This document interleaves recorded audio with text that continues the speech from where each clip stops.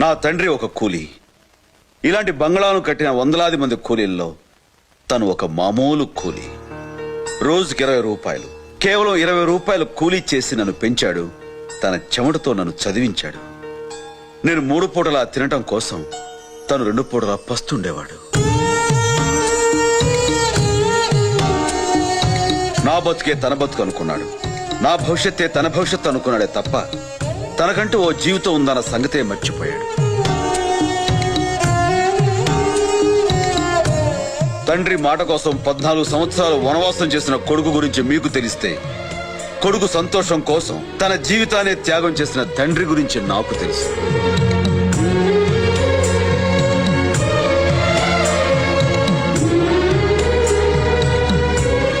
ఆయన నాకు తండ్రి మాత్రమే కాదు, దేవుడు కూడా. దేవుడున్న ప్రతి చోట గుడి ఉంటుంది. గుడి లేని దేవుడే నా తండ్రి గోవిందరాజులు.